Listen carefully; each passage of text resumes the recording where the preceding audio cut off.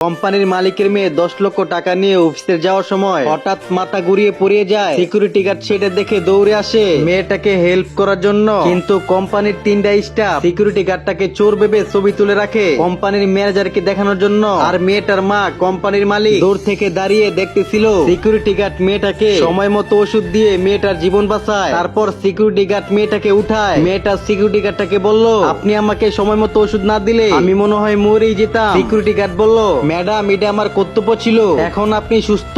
এই কথা বলে সিকিউরিটি গার্ড চলে যায়। 3টা স্টাফ দৌড়ে গিয়ে কোম্পানির ম্যানেজারকে বলল, ম্যাডাম দেখুন এই সিকিউরিটি গার্ডের এত বড় সাহস, চলো আমার সাথে। রেগে গিয়ে সিকিউরিটি গার্ডটাকে বলল, কোম্পানির দায়িত্বে থাকা সত্ত্বেও তুই টাকা চুরি করস। এই কথা বলে পকেট থেকে টাকাগুলা নিয়ে যায়। ম্যাডাম এই টাকাগুলো আমার, কোনো কথা বলবি না, এখনই আমার অফিস থেকে চলে যা, কখনো যেন এই অফিসের আশেপাশে না দেখি। ছেলেটা উপকার করতে গিয়ে নিজে চাকরি হারালো। তাই বন্ধুরা, মূল ঘটনা দেখতে চাইলে দ্বিতীয় পার্টের জন্য অপেক্ষা করুন।